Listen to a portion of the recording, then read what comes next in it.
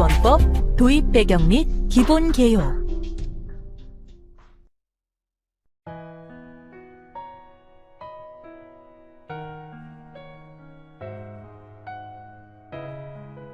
저는 초등학교에서 근무하고 있는 학교 사회복지사입니다.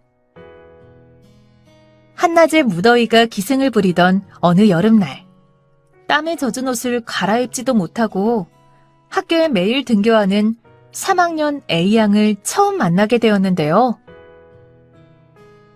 밝은 아이였지만 학용품이 제대로 구비되지 못하고 매일 똑같은 의복과 신발 차림으로 등교하는 모습이 관찰되어 혹시 집안 형편이 어려운 건 아닌지 염려가 되었습니다. 가정 방문을 통해 A양의 상황을 좀 더 살펴보니 A양은 몇 달 전 사고로 갑작스럽게 어머니를 여의고 아버지와 단둘이 어렵게 살아가고 있었습니다. A양의 아버지는 일용 근로로 간신히 소득 활동을 하고 있었지만 밀린 월세와 공과금, 곰팡이가 가득한 주거 환경 속에서 어디에 도움을 요청해야 할지 막막했다고 합니다. 이런 A양의 가족들을 도울 수 있는 방법이 없을까 고민하던 중에 마치 반가운 이정표처럼 제 눈에 들어온 포스터가 하나 있었습니다. 그것은 바로 교내 게시판에 부착되어 있던 긴급복지지원제도 홍보 포스터였습니다. 관할 시, 군, 구청 긴급복지 담당 부서로 전화를 걸게 되었고 그렇게 긴급지원 담당 공무원에게 A양 가족의 상황을 전달하게 되었습니다. 교내에 부착된 긴급복지지원제도 홍보 포스터를 보고 연락드렸습니다. 긴급복지지원이 필요해 보이는 학생이 있는데 혹시 지원이 가능할까요? 사연을 들은 담당 공무원은 직접 A양의 아버지에게 연락을 취해 상담을 시작했습니다. 그렇게 한 달가량이 지났을까요? A양의 아버지께서 학교로 찾아오셔서는 눈물이 글썽한 눈으로 고맙다고 하셨습니다. 저의 도움으로 긴급복지 지원을 받게 될 수 있었다고 하시면서요. 긴급 생계지원, 주거지원뿐만 아니라 A양은 교육지원도 받을 수 있었습니다. 담당 공무원 선생님이 국민기초생활보장급여도 신청할 수 있게 도와주셔서 지금은 그 결과를 기다리고 있는 중이라고 하셨습니다. 제가 신고한 가족이 이렇게 긴급복지 지원 제도를 통해 어려운 상황을 이겨내고 다시 일어서는 모습을 보니 학교 사회복지사로서의 보람과 사명감도 다시금 되새길 수 있었습니다.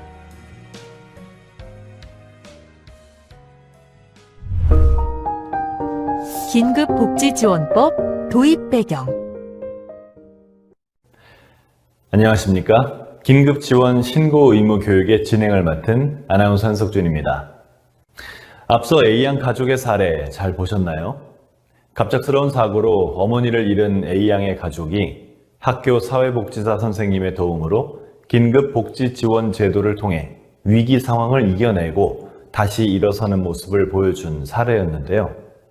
경제 양극화 등의 사회 변화 속에서 우리 역시 A양의 가족처럼 예기치 못했던 갑작스러운 위기 상황에 처할 수 있습니다. 이런 상황에 처했을 때 우리는 어떻게 상황을 이겨내고 다시 일어설 수 있을까요? 긴급복지지원제도는 바로 이 질문에서 출발했다고 볼 수 있습니다.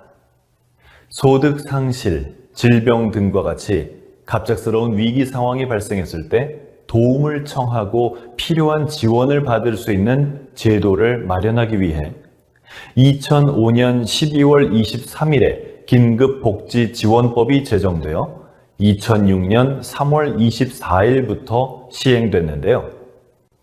대구 불로동 어린이 사건, 송파 세모녀 사건 등은 긴급복지지원 제도가 도입되고 변화되는 계기가 됐습니다. 이렇게 긴급복지지원 제도는 지역사회의 각종 복지 자원을 활용해 위기 상황에 처한 사람을 조기에 찾을 수 있는 체계를 갖추고 이들에게 필요한 지원을 신속하게 실시하며 기존의 공공부조제도나 사회복지 서비스와 연계되도록 하기 위해 도입되어 변화 발전하며 현재의 모습을 갖추게 됐습니다. 긴급복지지원제도란? 그럼 이렇게 도입된 긴급복지지원제도란 어떤 제도인지 그 목적과 기본 원칙에 대해 좀 더 자세히 알아보도록 할까요? 긴급복지지원제도란 생계 곤란 등의 위기 상황에 처해 도움이 필요한 사람을 신속하게 지원하기 위한 제도로서 이들이 위기 상황에서 벗어나 건강하고 인간다운 생활을 할 수 있도록 돕는 것을 목적으로 하고 있습니다. 이러한 제도의 목적에 따라 긴급복지지원법 제3조에서는 긴급복지지원의 기본 원칙을 규정하고 있습니다. 원칙 1. 위기 상황에 처한 사람에게는 일시적으로 신속하게 지원합니다. 따라서 위기 상황에 처한 사람이 긴급복지지원을 요청하거나 긴급복지지원이 필요한 사람을 발견한 사람의 신고가 있는 경우 대상자의 거주지를 관할하는 시, 군, 구 긴급지원 담당 공무원은 지체 없이 현장 확인을 통해 위기 상황 발생과 생계 곤란 상황 등을 포괄적으로 판단해 지원 여부 및 지원의 종류 등을 결정합니다. 그리고 사후 조사를 통해 지원의 적정성을 심사하게 됩니다.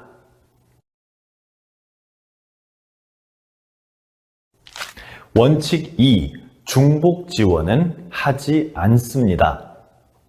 재해구호법, 국민기초생활보장법 등 다른 법률에 의해 긴급복지지원과 동일한 내용의 지원을 받고 있는 경우 긴급복지지원은 하지 않습니다. 이렇게 긴급복지지원 제도의 목적과 기본 원칙을 통해 위기 상황 속에서 긴급복지지원 제도가 어떤 역할을 하는지를 간단히 살펴봤습니다. 그렇다면 여기서 위기 상황이란 어떤 상황을 의미하는 것일까요? 예기치 못한 사고로 소득을 상실하거나 중한 질병 또는 부상을 당하는 등 살다 보면 누구나 갑작스러운 위기 상황에 처할 수 있습니다. 긴급복지지원제도에서는 이렇게 소득 상실, 중한 질병 또는 부상 등의 사유로 생계 유지 등이 어렵게 된 상황을 위기 상황으로 보고 있으며 긴급복지지원법 제2조에서는 이러한 위기 상황으로 인정하는 사유, 즉 위기 사유를 폭넓게 규정하고 있습니다. 어떤 사유들이 있는지 사례들을 통해 좀 더 자세히 살펴볼까요? 먼저 첫 번째 사례부터 보겠습니다. B씨는 홀어머니 1명, 어린 자녀 1명과 함께 생활하며 홀로 소득 활동을 통해 생계를 이어가고 있었으나 어느 날 갑작스런 사고로 사망하게 됐습니다. B씨의 갑작스런 사망으로 소득을 상실해 남은 가족들이 생계 곤란 등의 위기에 처하게 된 상황인데요. 이 사례는 가구 내 주소득자였던 B씨의 사망으로 가구의 소득이 상실된 상황으로서 긴급복지지원법 제2조의 제1호의 위기 사유인 주소득자의 사망 등으로 소득을 상실한 경우라고 볼 수 있습니다. 다음 사례를 살펴볼까요? C씨는 어느 날 갑작스러운 사고로 큰 부상을 입게 돼 수술을 받게 됐습니다. 그러나 의료비가 수백만 원이 나와 이를 감당하기 곤란한 상황입니다. 이 C씨의 사례는 중한 부상을 당해 의료비를 감당하기 곤란한 경우로서 긴급복지지원법 제2조 제2호의 위기 사유인 중한 질병 또는 부상을 당한 경우라고 볼 수 있습니다. 세 번째 사례입니다. 어느 날 갑작스레 발생한 화재로 인해 홀로 사시던 어르신이 거주하던 집이 불타버린 상황인데요. 이러한 어르신의 상황은 긴급복지지원법 제2조 제5호의 위기 사유인 화재 또는 자연재해 등으로 인해 거주하는 주택 또는 건물에서 생활하기 곤란하게 된 경우라고 볼 수 있습니다. 네 번째 사례입니다. D씨는 혼자 식당을 운영해 오고 있었는데 몇 해 전부터 매출이 계속 감소하더니 더 이상 식당을 운영하기 힘들어져 몇 달 전에 폐업 신고를 하게 된 상황에 처했습니다. B씨의 상황은 긴급복지지원법 제2조 제6호의 위기사유, 주소득자 또는 부소득자의 휴업, 폐업 또는 사업장의 화재 등으로 인해 실질적인 영업이 곤란하게 된 경우라고 볼 수 있습니다. 5번째 사례입니다. 자녀 2명을 키우며 남편 홀로 소득 활동을 해오던 부부가 있었는데 어느 날 남편의 실직으로 소득을 상실해 가족의 생계가 곤란해진 상황에 처하게 됐습니다. 이 가족의 상황은 긴급복지지원법 제2조 제7호의 위기사유, 주소득자 또는 부소득자의 실직으로 소득을 상실한 경우라고 볼 수 있습니다. 이 외에도 가구 구성원으로부터 방임, 유기, 학대 등을 당한 경우, 가정폭력, 가구 구성원으로부터 성폭력을 당한 경우 등 다양한 위기사유를 규정하고 있으며 위기사유 관련 상세사항은 보건복지상담센터 129에 문의하시거나 보건복지부 홈페이지 등에서 확인하실 수 있습니다. 지금까지 몇 가지 예시를 통해 긴급복지지원법상 위기사유란 무엇인지에 대해 살펴봤습니다. 이러한 위기사유 외에 긴급지원 대상자를 선정하는 기준은 어떤 것이 있는지 알아보겠습니다. 긴급복지지원은 위기 상황에 처해 생계 유지 등이 곤란한 저소득층을 대상으로 하고 있는데요.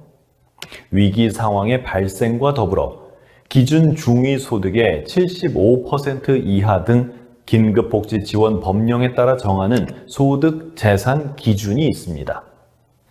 긴급복지 지원이 결정된 사람에게는 어떤 종류의 지원이 이루어질까요?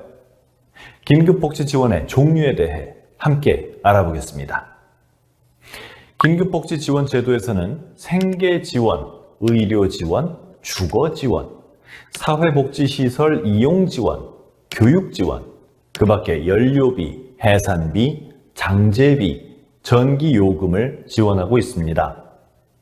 구체적인 지원 종류별 지원 내용은 다음과 같습니다.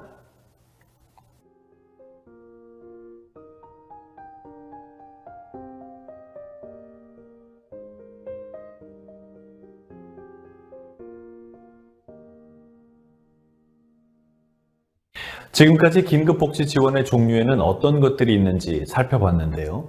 이외에도 민간기관, 단체와의 연계 등을 지원하고 있습니다.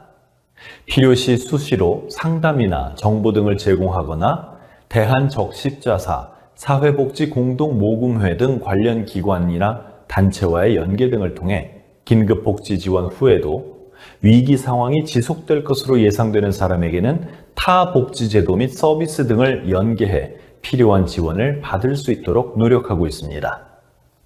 이번 시간에는 긴급복지지원법의 도입 배경과 긴급복지지원제도의 기본 개요에 대해 알아봤습니다. 그렇다면 위기 상황에 처해 긴급복지지원이 필요한 사람을 발견했을 경우 우리는 어떻게 해야 할까요? 이어서 긴급복지 신고 의무자 제도란 무엇인지에 대해 자세히 알아보도록 하겠습니다. 학습을 마치기 전 이번 시간 학습한 내용을 점검해보는 시간을 가져보겠습니다. 다음 중 긴급복지 지원 제도에 대한 설명으로 옳지 않은 것은 무엇일까요?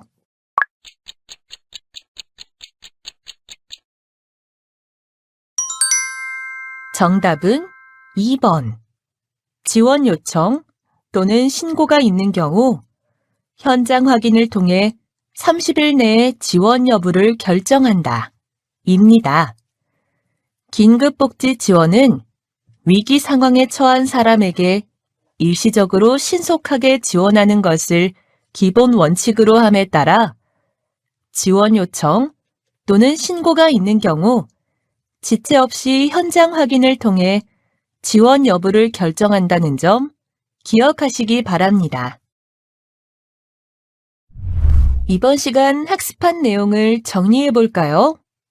먼저 긴급복지지원법은 경제 양극화 등 사회 변화 속에서 소득 상실, 질병과 같이 갑작스러운 위기 상황이 발생한 경우 누구든지 도움을 청하고 필요한 지원을 받을 수 있는 제도를 마련하기 위하여 지역사회의 각종 복지 지원을 활용하여 위기 상황에 처한 자를 조기에 찾을 수 있는 체계를 갖추고 이들에게 필요한 지원을 신속하게 실시하며 기존의 공공부조 제도나 사회복지 서비스와 연계되도록 하기 위하여 2005년 12월 23일 긴급복지지원법이 제정, 2006년 3월 24일부터 시행되었다고 학습하였습니다.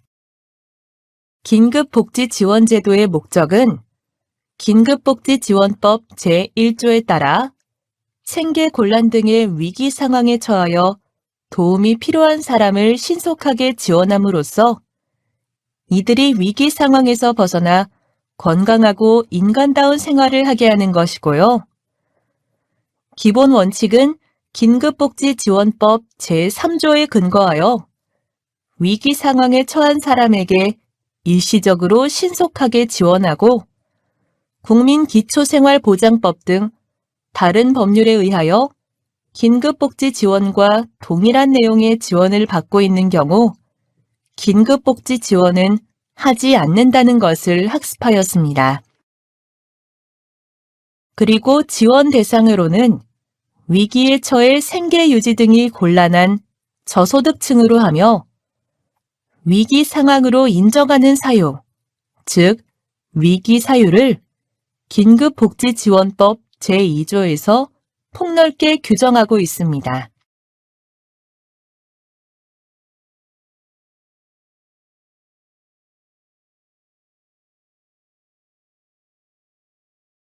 소득 재산 기준은 기준 중위소득의 75% 이하 등 긴급복지 지원 법령 등에 따르고요.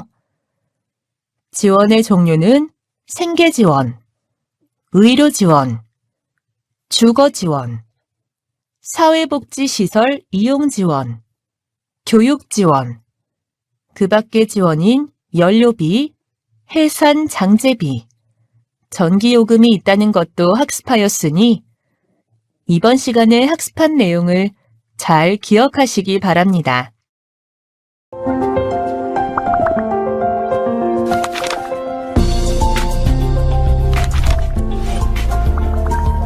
긴급복지 신고 의무자 제도의 이해. 지난 시간에 함께 봤던 A양 이야기 기억하시나요?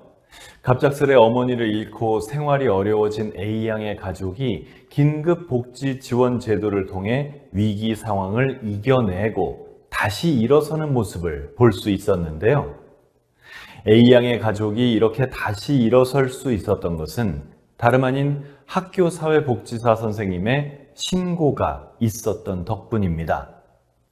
이렇게 긴급복지 지원 제도에서 신고는 위기 상황에 처한 사람을 조기에 발견해 이들에게 필요한 지원이 신속하게 이루어질 수 있도록 하는데 매우 중요한 역할을 합니다. 만약 여러분이 주변에서 A양의 가족처럼 위기 상황에 처한 이웃을 발견하셨다면 어떻게 하시겠습니까? 이번 시간에는 긴급복지 신고 의무자 제도의 전반적인 내용에 대해 알아보겠습니다. 긴급복지 신고 의무자 제도란? 그럼 본격적으로 긴급복지 신고 의무에 관한 법령을 통해 긴급복지 신고 의무자 제도에 대해 알아보겠습니다. 먼저 긴급복지지원법 제7조 제2항에서는 누구든지 긴급지원 대상자를 발견한 경우에는 관할 시장, 군수, 구청장에게 신고해야 한다고 규정하고 있습니다. 즉, 누구나 긴급복지 지원이 필요한 대상자를 발견한 경우 관할 시장, 군수, 구청장에게 신고할 의무가 있음을 보여주고 있는 것이죠. 이어 제3항에서는 신고 의무자는 진료, 상담 등 직무 수행 과정에서 긴급 지원 대상자가 있음을 알게 된 경우 관할 시장, 군수, 구청장에게 이를 신고하고 긴급 지원 대상자가 신속하게 지원받을 수 있도록 노력할 의무가 있음을 규정하고 있습니다. 그렇다면 긴급복지지원 법령에 따른 긴급복지 신고 의무자에 대해 구체적으로 살펴볼까요? 의료기관의 종사자, 유치원 또는 학교 교직원, 사회복지시설 종사자, 공무원, 장애인 활동지원기관 종사자, 학원 및 교습소 직원, 건강가정센터 종사자, 청소년 시설 등의 종사자, 청소년 보호재활센터 종사자, 평생교육기관 종사자, 이장, 통장, 별정우체국 직원, 새마을 지도자, 부녀회장, 보건복지 분야나 민원 관련 업무 종사자 등 다양한 분야의 신고 의무자가 포함되어 있음을 알 수 있습니다. 신고 의무자에게는 신고 의무 외에도 교육 이수의 의무도 있습니다. 긴급복지지원 법령에 따르면 긴급복지 신고 의무자가 소속된 기관, 시설 등의 장은 매년 1시간 이상 소속 긴급복지 신고 의무자에게 신고 의무 교육을 실시해야 함을 규정하고 있는데요. 이러한 신고 의무 교육의 목적은 신고 의무자의 긴급복지 지원 제도에 대한 인지도를 높이고 위기 상황에 처한 사람들에게 신속한 보호가 이루어질 수 있도록 사회적 협력 체계를 갖추기 위함입니다. 도움받을 수 있나요? 라는 한마디를 하기까지 우리가 생각하는 것 이상으로 많은 용기가 필요할 수 있습니다. 그래서 갑작스럽게 닥친 위기 상황에 처해 먼저 적극적으로 도움을 요청하는 분들도 계시지만 어떤 도움을 받아야 할지 몰라서 그저 어려움을 견디고만 계시는 분들도 있을 수 있습니다. 따라서 여러분의 신고가 위기에 처해 있는 어려운 이웃들이 필요한 지원을 신속하게 받음으로써 위기 상황 속에서 안정을 되찾고 더 큰 어려움을 예방할 수 있는 한 줄기 빛이 될 것입니다. 긴급지원 대상자 발견 시 신고 방법. 지금까지 긴급복지 신고 의무자 제도를 통해 신고 의무자 제도의 목적, 신고 의무자의 범위, 신고의 필요성 등에 대해 알아봤습니다. 그렇다면 우리는 실직, 휴업, 폐업, 중한 질병 또는 부상 등의 사유로 생계곤란 등의 위기 상황에 처해 긴급복지 지원이 필요한 사람을 발견한 경우 어떻게 신고해야 할까요? 긴급지원 대상자 발견 시 신고 방법에 대해 알아보겠습니다. 우선 긴급복지 지원이 필요한 사람을 발견하셨다면 대상자의 거주지를 관할하는 시, 군, 구청, 면, 동, 긴급복지 지원 담당 부서로 신고하실 수 있습니다. 각 시군 구청에는 긴급복지 지원 요청 시 현장 확인 및 지원 여부 등을 결정하는 긴급 지원 담당 공무원이 있는데요. 직접 시군 구청에 방문하셔서 긴급 지원 담당 공무원에게 신고 대상자의 상황을 전달해 주셔도 되며 유선으로도 신고가 가능합니다. 담당 공무원의 연락처는 각 시군 구청별 홈페이지 등을 통해 확인하실 수 있으니 참고하시기 바랍니다. 가까운 읍면동 행정복지센터를 통해서도 방문, 유선 등의 방법으로 신고가 가능합니다. 보건복지상담센터를 통해서도 신고가 가능합니다. 보건복지상담센터는 긴급복지지원법에 따른 긴급지원 담당 기구로서 365일 24시간 긴급복지 지원에 대한 상담 서비스를 제공하고 있습니다. 전국 어디에서든 국번 없이 129로 연락하시면 신고 접수가 가능하니까요. 직무 수행 과정에서 또는 언제든 위기 상황에 처해 어려움을 겪는 이웃을 발견하셨다면 신고 부탁드립니다. 그렇다면 긴급복지 지원이 필요한 대상자를 발견해 신고할 경우에는 어떤 정보를 알려줘야 할까요? 첫째, 대상자가 처한 위기 상황입니다. 대상자가 어떤 상황에서 어떤 어려움을 겪고 있는지 대략적으로 대상자의 현재 위기 상황에 대한 정보를 알려주시면 됩니다. 바로 이렇게요. 우리 동네에 예전에는 일도 열심히 하고 성실히 잘 살던 청년이 있었는데 무슨 일인지 요즘 얼굴을 볼 수가 없어요. 걱정돼서 집에 찾아가 봐도 텅 인기척도 없고 월세도 못 내는 것 같고. 한번 방문해 주실 수 있을까요?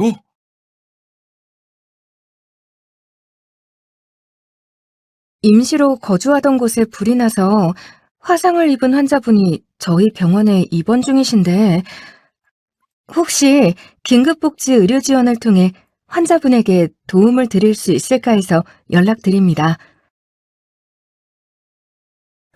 둘째, 신고를 하실 때는 대상자의 정보도 함께 전달해 주시면 좋습니다. 이름, 성별, 연령, 주소, 연락처 등 대상자에 대해 알고 있는 정보를 구체적으로 제공해 주시면 좋지만 대상자를 명확히 찾을 수 있을 정도의 대략적인 정보만 알려주셔도 좋습니다. 이번 시간에는 긴급복지 신고 의무자 제도란 무엇인지에 대해 알아보며 신고의 필요성, 신고 의무자의 범위, 신고 방법 등에 대해 알아봤는데요. 이어서 실제 현장에서는 긴급복지 지원 신고가 어떻게 이루어지는지, 또 신고 이후 어떤 절차를 통해 대상자에게 긴급복지 지원이 이루어지는지를 함께 살펴보겠습니다. 학습을 마치기 전 이번 시간 학습한 내용을 점검해보는 시간을 가져보겠습니다. 긴급복지지원법에 따른 긴급지원 담당 기구로서 24시간 긴급복지 지원 관련 상담이 가능한 곳은 어디일까요?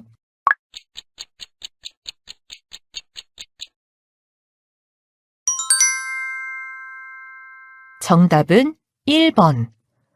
보건복지상담센터입니다. 보건복지상담센터는 긴급복지지원법 제11조에 따른 긴급지원 담당 기구로서 위기 상황에 처한 사람에게 상담, 정보 제공 및 긴급지원 기관으로의 연계 등을 담당하고 있으니 상담이 필요한 분이시라면 전국 어디에서든 국번 없이 129로 연락하시면 됩니다. 이번 시간 학습한 내용을 정리해 볼까요? 먼저 긴급복지 신고 의무자 제도는 긴급복지지원법 제7조에 근거하고 그 내용에 따르면 신고 의무자는 진료, 상담 등 직무 수행 과정에서 긴급지원 대상자가 있음을 알게 된 경우에는 관할 시, 군, 구청장에게 이를 신고하고 긴급지원 대상자가 신속하게 지원받을 수 있도록 노력해야 한다고 하고 있습니다. 누구든지 긴급지원 대상자를 발견한 경우에는 관할 시장, 군수, 구청장에게 신고하여야 합니다. 특히 의료기관의 종사자, 유치원 또는 학교 교직원, 사회복지시설 종사자, 공무원, 장애인 활동 지원기관 종사자, 학원 및 교습소 직원, 건강가정센터 종사자, 청소년 시설 등의 종사자, 청소년 보호 재활센터 종사자, 평생교육기관 종사자, 이장, 통장, 별정 우체국 직원, 새마을 지도자, 부녀회장, 보건복지 분야나 민원 관련 업무 종사자 등은 진료, 상담 등 직무 수행 과정에서 긴급지원 대상자가 있음을 알게 된 경우에는 관할 시장, 군수, 구청장에게 이를 신고하고 긴급지원 대상자가 신속하게 지원을 받을 수 있도록 노력해야 한다는 것도 학습했습니다. 긴급복지지원 신고 의무 교육은 긴급복지지원법 제7조 제5항, 긴급복지지원법 시행규칙 제2조의 3에 근거하여 신고 의무자의 긴급복지 지원 제도에 대한 인지도를 높이고 위기 상황에 처한 사람들에게 신속한 보호가 이루어질 수 있도록 사회적 협력 체계를 갖추기 위해 실시하는 것이기에 긴급복지 신고 의무자가 소속된 기관, 시설 등의 장은 매년 1시간 이상 소속 신고 의무자에게 신고 의무 교육을 실시해야 한다는 점 기억하시면 좋을 것 같고요. 긴급 지원 대상자 발견하셨을 때에는 관할 시, 군, 구청, 관할 읍면동 행정복지센터, 보건복지 상담센터로 방문 또는 유선 등을 통해 신고가 가능하며 신고할 때에는 대상자가 처한 위기 상황과 대상자의 정보 등에 대해 알려야 한다는 점도 꼭 기억하시길 바랍니다.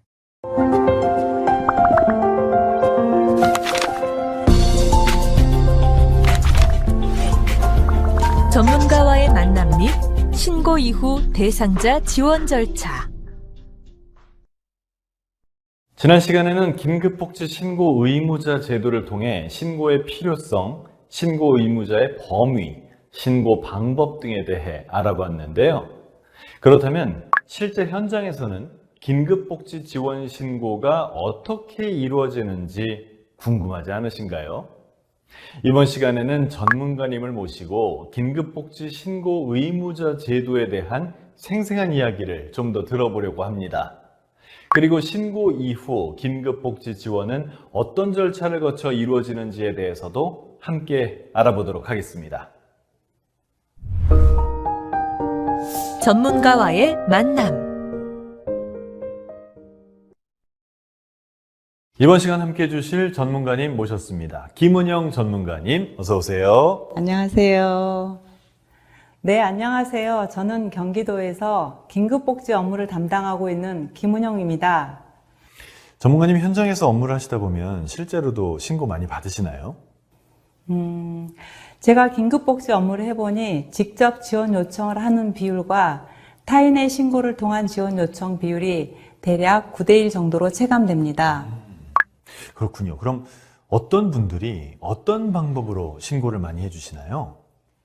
아무래도 직무 수행 과정 중에서 취약계층과 접촉이 많은 공무원 분들께서 신고를 많이 해주십니다.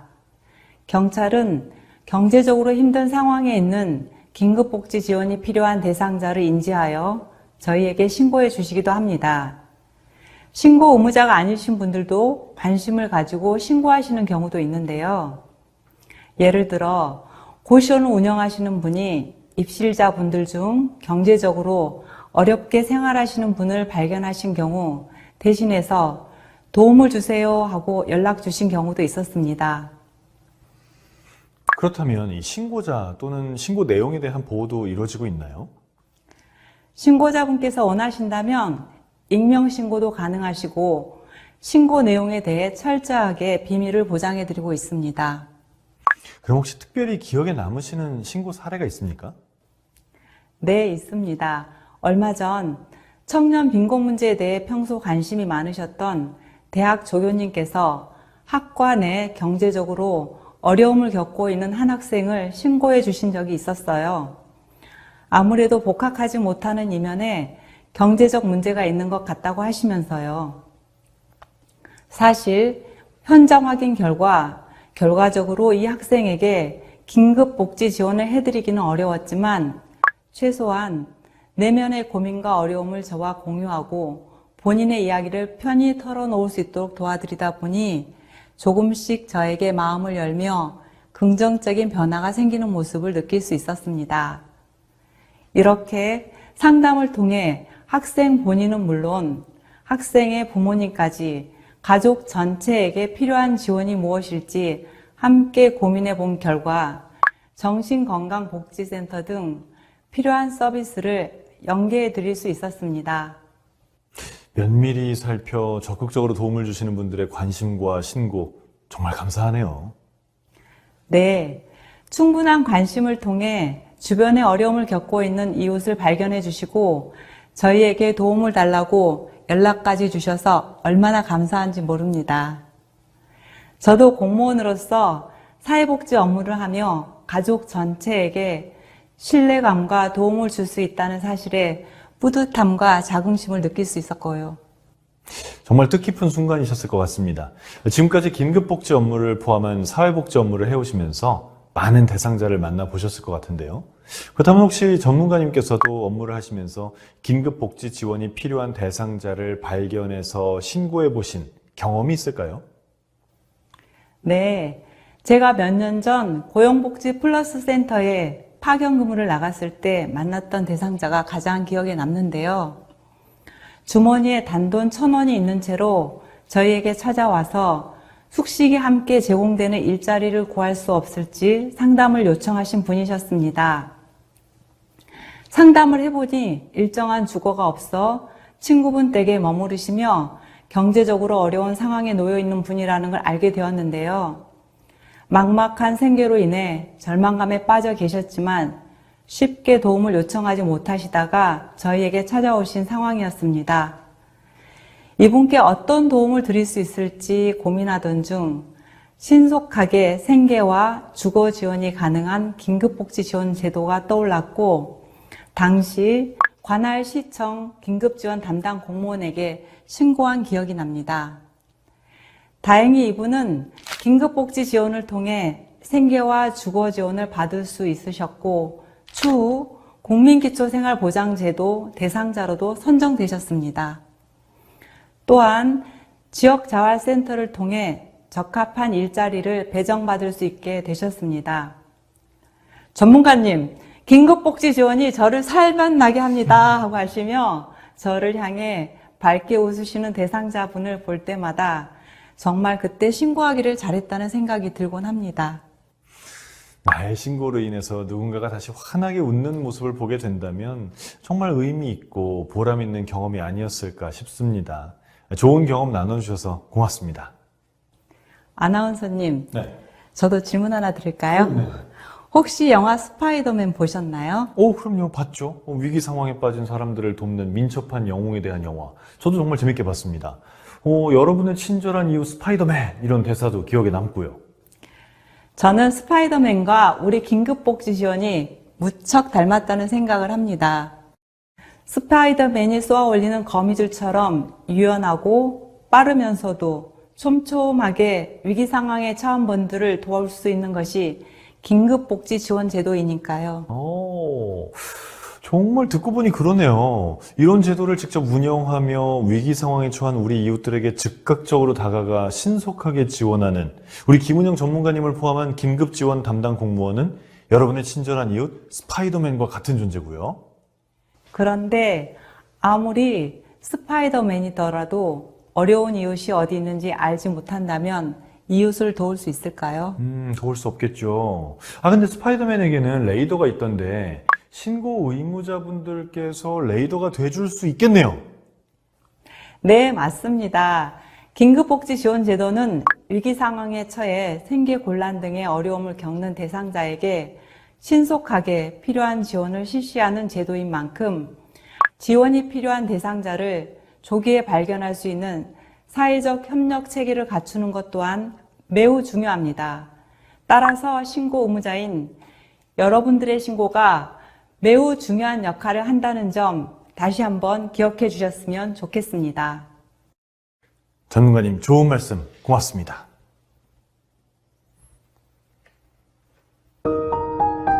신고 이후 대상자 지원 절차. 그렇다면 긴급복지 지원 신고 이후 대상자에게는 어떤 절차를 거쳐 지원이 이루어지게 될까요? 신고 이후 지원 절차에 대해 알아보겠습니다.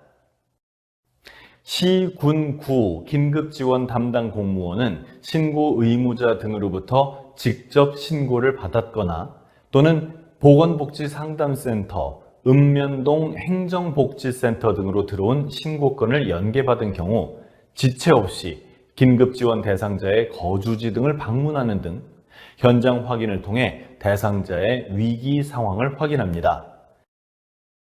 위기 상황 확인을 위해 필요한 경우 긴급지원 담당 공무원은 읍면동 행정복지센터, 관할 경찰서, 소방서, 의료기관, 복지기관 등 관계기관의 협조를 요청할 수 있습니다. 또한 지역 주민들과 가장 가까이에서 만나고 소통할 수 있는 이장, 통장님들과도 현장 확인을 많이 도와주고 계십니다. 이러한 현장 확인은 대상자가 처한 위기 상황 및 생계 곤란 상황 등을 면밀히 확인하기 위한 것으로 긴급복지 지원 여부 결정, 긴급복지 지원 외 국민기초생활보장제도, 통합사례관리 등 대상자의 욕구에 맞는 다양한 복지 자원 연계 등을 위한 중요한 절차입니다. 긴급지원 담당 공무원의 현장 확인을 통해 대상자의 위기 상황 및 생계 곤란 상황 등을 종합적으로 고려해 지원의 필요성이 있다고 판단되면 시, 군, 구청장은 지체 없이 지원의 종류와 내용을 결정해 필요한 지원을 실시합니다. 이렇게 신고 이후 긴급복지 지원이 어떻게 이루어지는지 함께 살펴봤는데요. 그런데 의료 지원의 경우 한 가지 더 유의하실 점이 있습니다. 특히 의료기관 등에 종사하고 계시는 분이라면 지금부터 더욱 집중해 주시기 바랍니다. 긴급 의료 지원은 중한 질병 또는 부상으로 의료비 감당이 곤란한 사람에게 각종 검사 및 치료 등 의료 서비스를 지원하는 제도인데요. 즉 중한 질병 또는 부상을 당해 긴급하게 수술이나 입원 등이 필요한 상황이지만 의료비를 감당하기 곤란한 경우 긴급의료 지원 제도를 통해 대상자가 의료기관에서 필요한 검사 및 치료 등의 의료 서비스를 제공받을 수 있도록 지원하고 있습니다. 따라서 긴급의료 지원은 퇴원 전에 지원 요청 또는 신고가 있어야 진단서 등 서류 및 현장 확인을 통해 지원 여부를 결정하게 됩니다.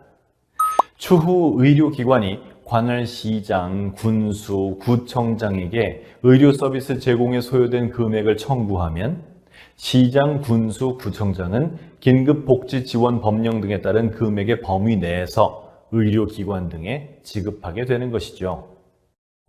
만약 종사하고 계시는 병원 등에서 긴급의료 지원이 필요한 대상자를 발견하신 경우 대상자가 퇴원 전에 지원 요청할 수 있도록 안내 또는 관할 시, 군, 구청 등에 직접 신고해 주셔야 함을 꼭 유의해 주시면 좋겠습니다. 이번 시간에는 실제 현장에서는 긴급복지 지원 신고가 어떻게 이루어지는지 전문가님과 함께 살펴봤습니다. 또 신고 이후 긴급복지 지원은 어떤 절차를 거쳐 이루어지는지 알아봤는데요. 이어서 긴급복지 지원의 실제 사례들에 대해 좀 더 풍부하게 살펴볼까 합니다. 여러 가지 사례들을 통해 위기 상황 속에서 긴급복지 지원이 어떤 역할을 하는지 함께 생생하게 살펴보도록 하겠습니다. 학습을 마치기 전 이번 시간 학습한 내용을 점검해보는 시간을 가져보겠습니다. 다음 중 긴급복지지원법에 따른 긴급지원기관은 어디일까요?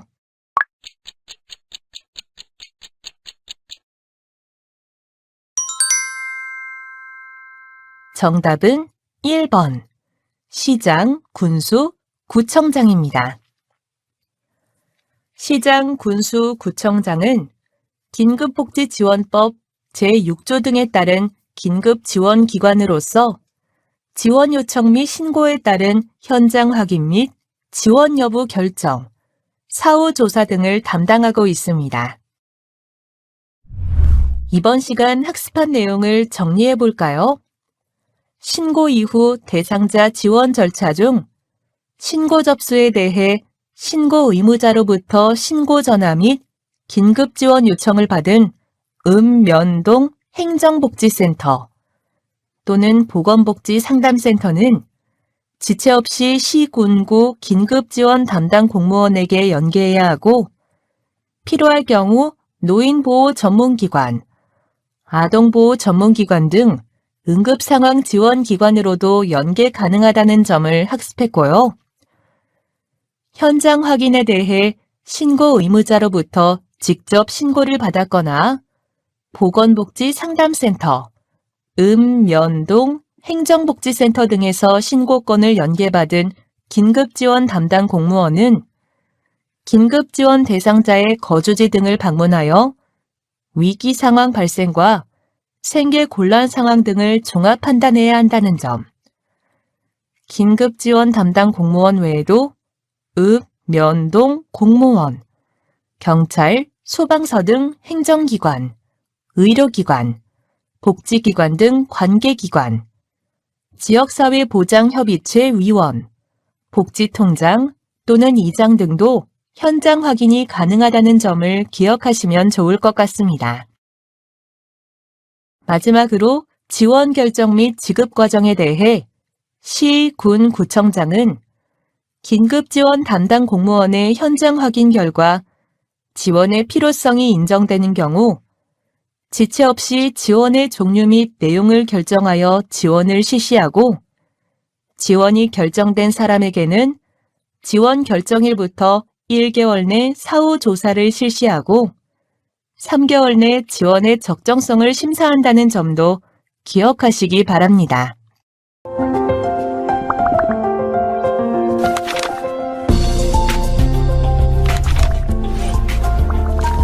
긴급복지 지원 우수 사례. 지금까지 우리는 긴급복지지원제도와 긴급복지신고 의무자 제도란 무엇인지에 대해 알아봤습니다. 실제 각 지자체에서 긴급복지 지원 업무를 담당하시는 주무관님들께서 자신의 경험을 바탕으로 생생한 사례를 전달해 주셨습니다. 이번 시간 전문가님과 함께 긴급복지 지원의 우수 사례들을 살펴보며 긴급복지 지원 제도에 대해 더 알아가는 시간을 가져보도록 하죠.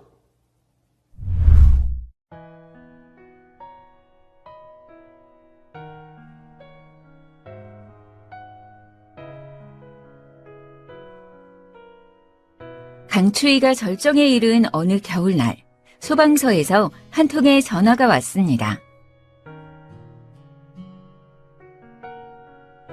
안녕하세요. 희망소방서입니다.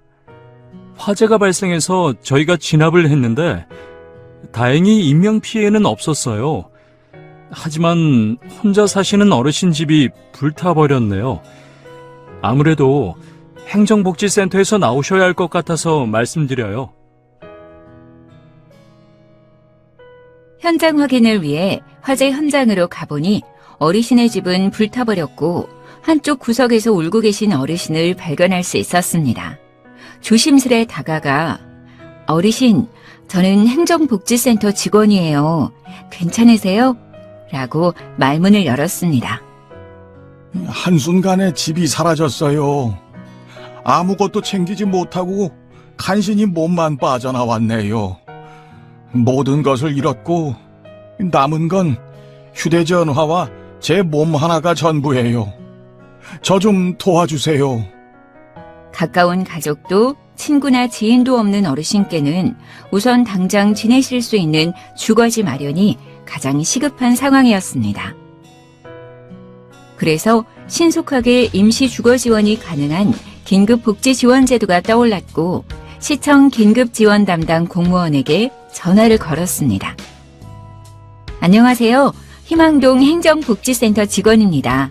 오전에 주택 화재 피해를 입은 독거 어르신이 있는데 오늘 밤부터 당장 머무를 수 있는 집이 없는 상황입니다. 긴급 주거 지원이 가능할지 검토 부탁드립니다. 현장 확인을 통해 확인했던 어르신의 위기 상황 관련 서류 등을 준비해서 시청 담당자에게 보내드렸고 몇 시간 후 위기 상황 등 지원 기준 적합 여부를 살펴본 시청 담당자로부터 긴급 주거 지원이 가능하다는 답변을 받았습니다.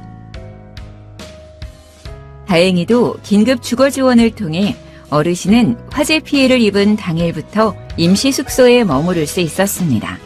추후 시청에서는 사후 조사 등을 통해 어르신의 위기 상황과 소득 재산 상황 등을 고려하여 6개월간 긴급 주거 지원이 가능하도록 연장 결정을 해주었고 어르신께 닥친 복합적인 어려움을 해소해 드릴 수 있는 기반이 조성되었습니다. 긴급 주거 지원이 종료된 이후에도 어르신이 다시 일어설 수 있는 기반을 마련해드리고자 시청 긴급지원 담당 공무원과 우리 행정복지센터에서는 지원 가능한 다른 복지 서비스나 제도가 없는지 함께 검토해 보았습니다.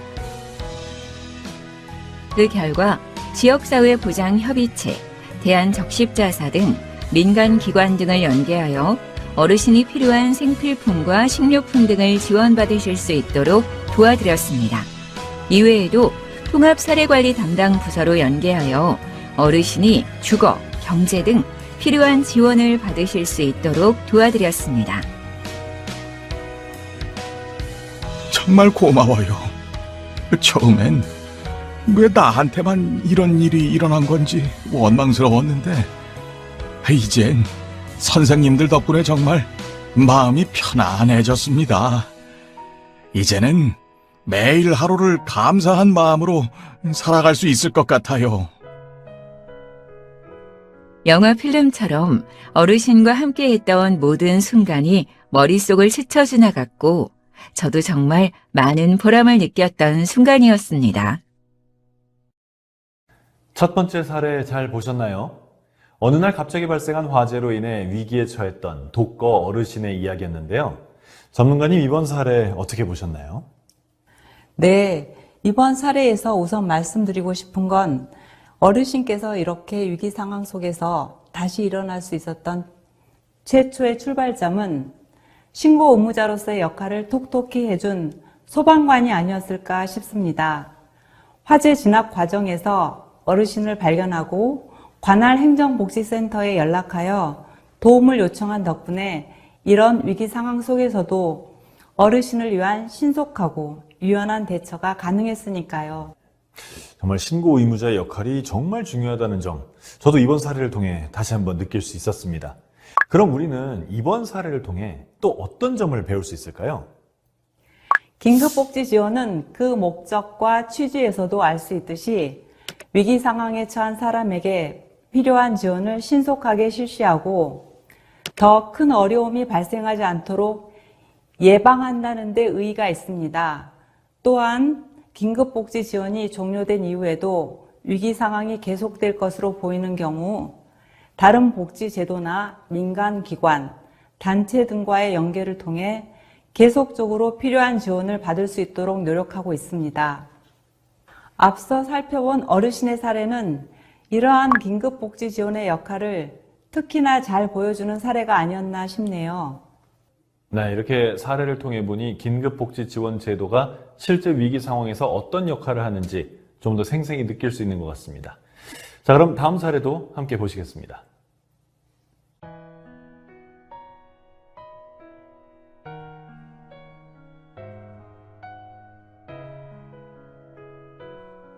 어느 날 병원 사회사업팀에서 걸려온 전화 한 통으로 J씨와의 인연은 시작되었습니다. 통화를 마치고 병원 사회사업팀 및 의료진 등의 도움을 받아 진단서 등의 서류와 현장 확인을 통해 J씨의 현재 건강 상태 및 경제 상황 등을 확인해 보았습니다. 온몸에 붕대를 감고 입원해 있는 J씨는 아픈 몸에 대한 걱정보다도 당장 병원비를 지불하지 못한다는 것을 걱정하였습니다. 또한 J씨는 퇴원을 한다고 하더라도 몸이 아프니 이제 일도 할 수가 없어 당장의 생계도 막막했습니다. 이렇게 현장 확인을 마치고 J씨의 현재 위기 상황 및 소득 재산 상황 등을 종합적으로 살펴보니 J씨에게 긴급 복지 지원이 가능할 것 같다고 판단되어 긴급 복지 지원을 통해 도움을 주기로 결정하였습니다. 우선 J씨가 긴급 의료 지원 대상자로 결정되었다는 내용을 J씨와 병원 관계자분들에게 전해드렸고 다행히 긴급 의료 지원을 통해 J씨는 무사히 화상 치료를 끝까지 받고 퇴원할 수 있었습니다. 퇴원 이후 생계곤란 상황에 대비하여 국민기초생활보장제도에 생계급여를 신청할 수 있도록 도와드렸는데요. 생계급여 대상자로 선정되기까지 긴급 생계 지원을 통해 당장의 생활비를 해결할 수 있게 도와드린 덕에 J씨는 한시름 걱정을 덜고 건강 회복에 집중할 수 있었습니다. 긴급 의료 지원을 통해 수술을 받고 초기 화상 치료는 했지만 제이 씨에게는 덥고 습한 날씨에 상처가 덧나지 않도록 퇴원 후 추가적인 화상 치료가 필요한 상황이었습니다. 따라서 병원의 사회사업팀과 협력하여 민간의료재단을 통한 의료비 지원 사업 또한 연기해 드릴 수 있었습니다. 제이 씨는 부모님을 일찍 여의고 어릴 때부터 의지할 곳 없이 홀로 외로운 삶을 살아왔다고 합니다. 그런데 이번 사고를 당해 정말 막막하고 혼란스럽던 차에 긴급복지지원제도를 통해 너무나 큰 선물을 받았고 나 혼자가 아니라 힘들면 손 내밀 곳이 있다는 사실이 많은 위로가 되었다고 합니다.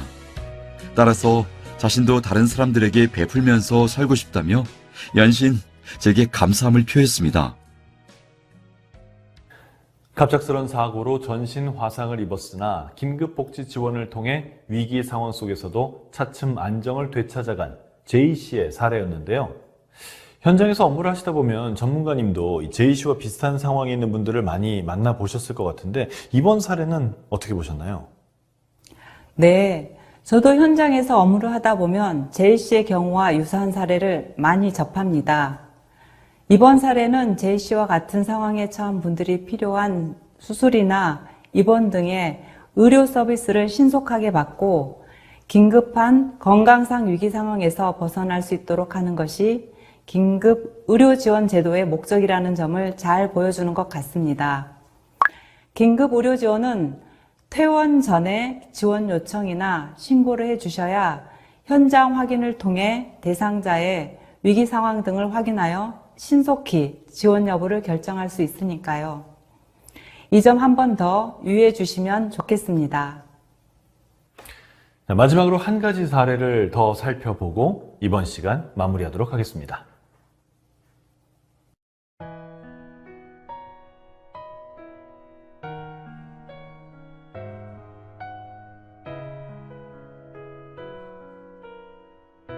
어느 날 관내 지역 아동센터장님에게 전화가 왔습니다. 지역 아동센터에 다니는 다문화 가정의 자녀가 도움이 필요한 것 같은데 어머니와 의사소통이 안 되어서 어떻게 도와야 할지 모르겠어요. 구청에서 좀 도와주시겠어요? 구청에서 긴급복지 지원 업무를 담당하고 있던 저는 대상자를 직접 만나러 가보았는데요. 저를 기다리고 있는 아이는 한국 국적의 아버지와 베트남 국적의 어머니 사이에서 태어난 피군이었습니다. 어머니는 한국어를 전혀 사용할 줄 모르는 상황이라 의사소통이 어려웠기 때문에 관내 가족센터의 통역 도움을 통해 피군의 가족이 처한 위기 상황을 확인해 보았는데요. 얼마 전 갑작스럽게 아버지를 여의게 된 피군은 작은 방 한 칸에서 어머니와 단둘이 어렵게 생활해 왔다고 합니다. 그러나 한국어가 능숙하지 못한 어머니는 소득 활동이 어려워 생계가 곤란한 상황이었고 피군 역시 학습이 부진한 상태로 학교 공부에 어려움을 겪고 있었습니다. 피군의 가족이 처한 이런 위기 상황과 생계곤란 상황 등을 종합 검토해 보니 신속하게 긴급 복지 지원을 통한 도움이 필요한 상황이라 판단되었습니다. 그래서 피군의 가족이 우선 당장 생활비와 체납된 공과금 등을 해결할 수 있도록 긴급 생계 지원을 결정했습니다. 또 냉난방이 전혀 되지 않고 결로 등으로 곰팡이가 가득한 방에서 피군의 가족이 생활하는 것은 문제가 있다고 판단되어 긴급 주거 지원을 통해 좀 더 쾌적한 환경에서 생활할 수 있도록 도움을 드렸습니다.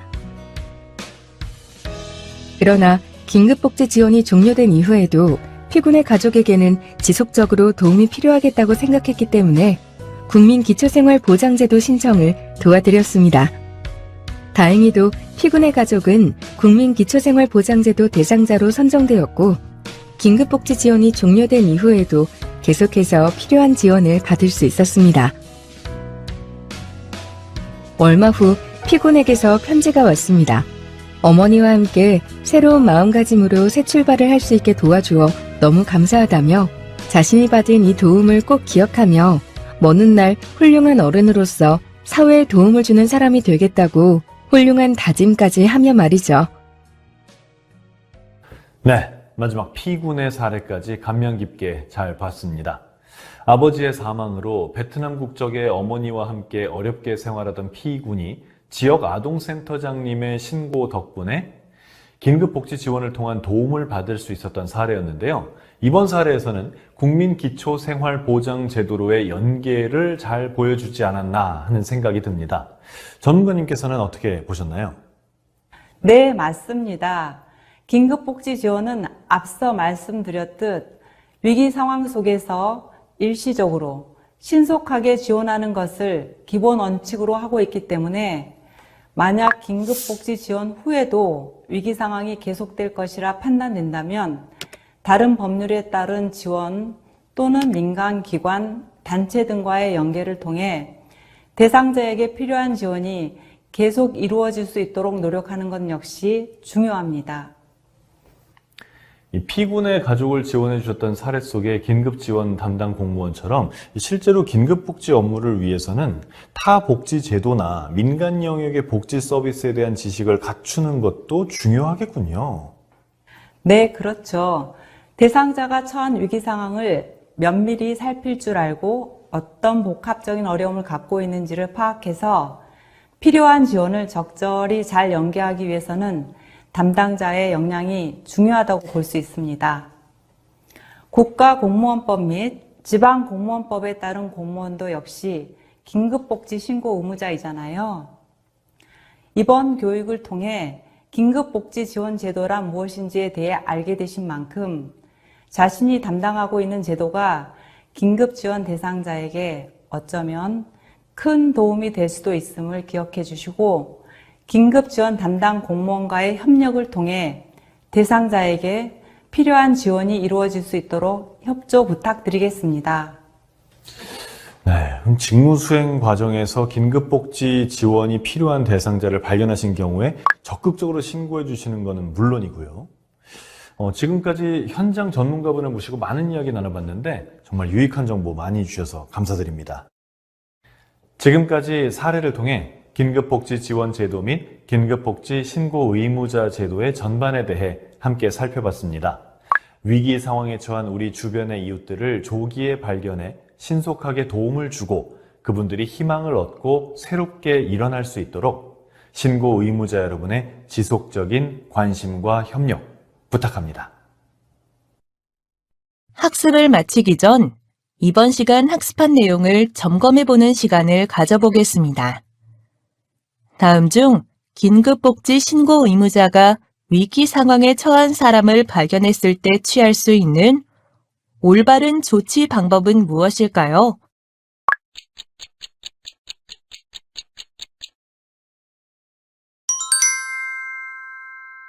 정답은 1번. 위기 상황에 처한 대상자를 발견한 경우 보건복지 상담센터 또는 관할 시, 군, 구청에 대상자의 위기 상황 등을 알린다입니다. 위기 상황에 처한 대상자를 발견하였을 때 긴급복지 신고 의무자가 취할 수 있는 가장 적극적인 조치 방법은 신속하게 관할 시, 군, 구 또는 읍면동 또는 보건복지 상담센터 등에 신고하여 대상자가 필요한 지원을 신속하게 받을 수 있도록 노력하는 것이니 꼭 기억하시기 바랍니다. 이것으로 긴급복지 지원 신고 의무 교육을 마치겠습니다. 수고하셨습니다.